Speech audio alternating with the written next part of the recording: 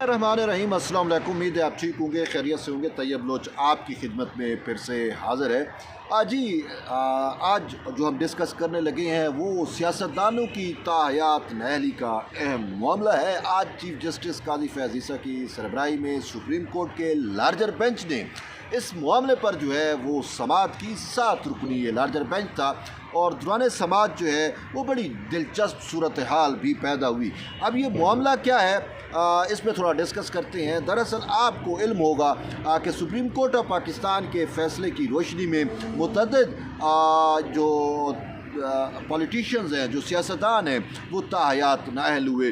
तकरीबन दर्जन भर सियासतदान हैं, 8 से 12 सियासतदानों का नाम आता है जो ताहयात नाअहल हुए। और वो ताहयात नाअहली जो है वो आइन के आर्टिकल 62(1)(f) के तहत जो है उनकी ताहयात नाअहली हुई।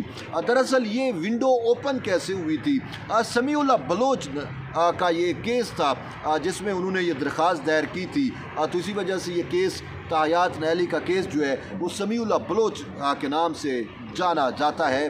तो इस मामले पर उस वक्त सुप्रीम कोर्ट ऑफ पाकिस्तान ने ये डिसाइड किया था कि आइन के आर्टिकल 62(1)(f) पे जो सियासतदान पूरा नहीं उतरता और उसकी खासकर जो दीगर ज़ेली शिकें हैं, यानी कि सादिक व अमीन जो है वो अगर कोई भी सियासतदान नहीं है तो वो फिर नुमाइंदगी का भी उसको हक़ नहीं है, तो उसको जो है वो ताहयात नाअहल कर दिया गया सुप्रीम कोर्ट ऑफ पाकिस्तान की जानिब से। दरअसल आइन के आर्टिकल 62(1)(f) जो है वो आइन में तो मौजूद है, लेकिन उसकी सज़ा का तयन जो है वो नहीं था।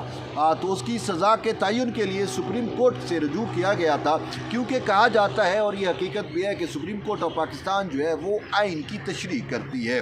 अब जब 62(1)(f) में चीज़ें जो हैं वो मुकम्मल तौर के ऊपर बयान करदा नहीं थी, यानी उसमें सज़ा का तयन जो है वो नहीं किया गया था, तो फिर सज़ा के तयन के लिए सुप्रीम कोर्ट ऑफ पाकिस्तान का दरवाज़ा खटखटाया गया।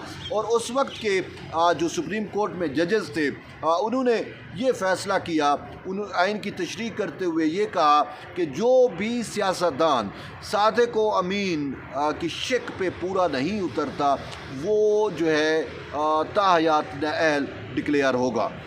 तो फिर ये मामला चलता चलता जो है इसमें बहुत सारे सियासतदान जो हैं वो डंगे गए, वो इसमें विक्टिम बने, जिसमें सरफ़हरिस्त नवाज़ शरीफ पाकिस्तान PMLN के कैद और इस्तेकाम पाकिस्तान के सरबराह जहांगीर तरीन, ये जो हैं वो काबिल जो है ज़िक्र हैं। इसके साथ साथ और भी काफ़ी सारे लोग हैं, अमीन उमरानी है, गफूर लैडी है, तकरीबन 8 से ज़्यादा लोग हैं, सियासतदान हैं जो ताहयात नाअहल डिक्लेयर किए गए।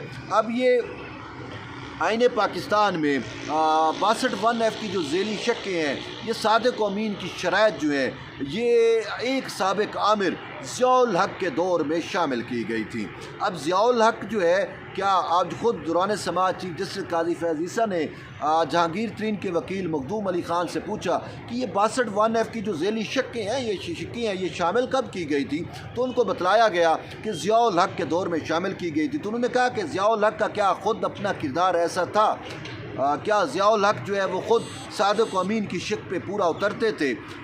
एक आमिर जो ख़ुद जिसने आइन तोड़ा वो किस दौर के ऊपर आइन में तरामीम करा के ये शिकें शामिल करा सकता था?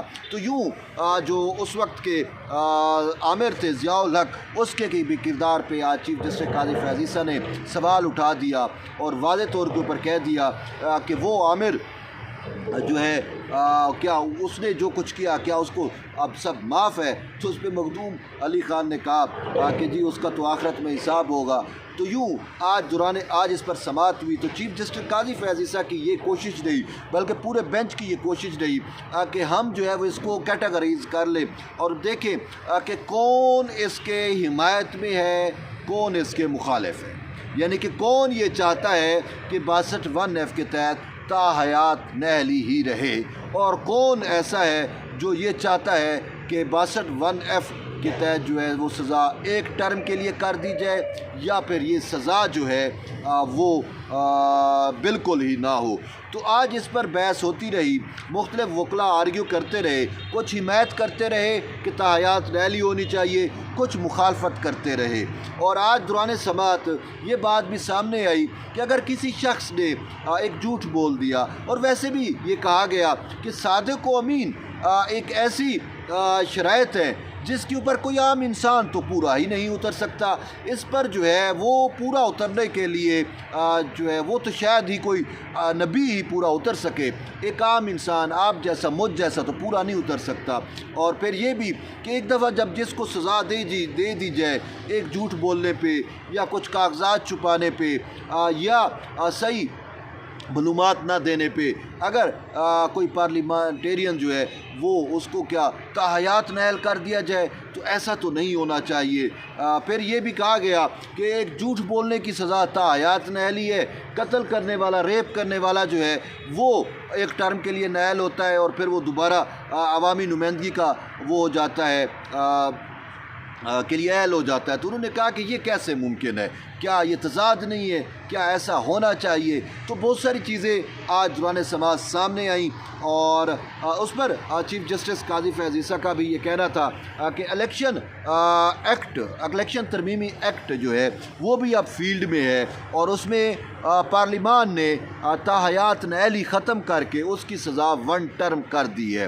تو جب الیکشن ترمیمی ایکٹ فیلڈ میں ہو تو پھر کیا جو ہے وہ سپریم کورٹ کا فیصلہ برقرار رہتا ہے؟ پھر کیا جو ہے وہ ہم نے سپریم کورٹ کے فیصلے کو دیکھنا ہے یا پھر ترمیمی ایکٹ کو دیکھنا ہے؟ تو اس پہ بھی مختلف آراء ضرور آئیں، اور پھر چیف جسٹس نے خود کہا کہ اگر سپریم کورٹ کا فیصلہ ہے تو ہم اس کو اسی وجہ سے دیکھ رہے ہیں اور ہم اس پر پھر کوئی واضح فیصلہ کریں گے۔ اور یوں اس معاملے پر جو ہے وہ چیف جسٹس نے جو ہے اس کو فورم کو اوپن کر دیا۔ پہلے بھی اشتہار چھاپا گیا تھا کہ جو پارلیمنٹیرینز، جو سیاستدان تاحیات نااہل ہوئے ہیں وہ سپریم کورٹ سے میں براہ راست اس معاملے پہ فریق بن سکتے ہیں، اور آج پھر جو ہے وہ چیف جسٹس نے کہا کہ یہ اوپن فورم ہے، اس میں کوئی بھی آ کے فریق بن سکتا ہے، اور سینئر وکلاء کی بھی خدمات لی گئی ہیں، اور یہ کہا گیا ہے کہ ہم ان کو عدالتی معاون جو ہے وہ اس معاملے پر مقرر کریں گے، اور یوں کیس کی سماعت جمعرات تک کے لیے ملتوی کی گئی ہے۔ لیکن چیف جسٹس نے یہ واضح کیا ہے کہ ہم چاہتے ہیں کہ اس معاملے پر جو ہے وہ 11 جنوری سے پہلے فیصلہ آ جائے۔ اب 11 جنوری کو چونکہ کاغذات جمع کرانے کی وہ مطلب ہے اس کی اہلیت نااہلیت یا جن کو ریجیکشن ہوئی ان اپیلیں، ان سب کا لاسٹ ڈیٹ جو ہے وہ 11 جنوری بنتا ہے۔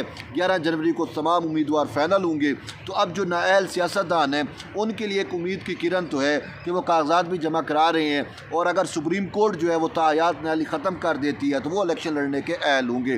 تو اسی وجہ سے انہوں نے کہا 11 جنوری سے پہلے یا 11 جنوری تک ہم اس معاملے کا فیصلہ کریں گے۔ اور یوں آج ایک اہم چیز یہ بھی ہوئی کہ اٹارنی جنرل فار پاکستان کا یہ واضح موقف تھا کہ فیڈریشن جو ہے، وفاق جو ہے وہ الیکشن ترمیمی ایکٹ کی حمایت کرتا ہے، تاحیات نااہلی کے خلاف ہے، اور چاروں صوبوں کے جو ایڈوکیٹ جنرل ہیں انہوں کی بھی یہی رائے آئی کہ ہم جو ہے وہ تاحیات نااہلی کے خلاف ہیں، تاحیات نااہلی نہیں ہونی چاہیے۔ یوں سماعت جو ہے وہ جمعرات یعنی 4 جنوری تک چلی گئی ہے۔ اب دیکھتے ہیں کہ 4 جنوری کو جب دوبارہ یہ بینچ بیٹھے گا تو معاملہ کس سمت جاتا ہے۔ تو بہرحال یہ تو ایک اہم اپڈیٹ تھی آرٹیکل 62(1)(f) کے تحت میں نے کہا اب تک شیئر کروں۔ تو ایٹ دی اینڈ یہی ہے کہ جڑے رہیے طیب بلوچ کے ساتھ، ملتے ہیں ایک نئی ویڈیو، تب تک کے لیے اجازت دیں، اللہ حافظ۔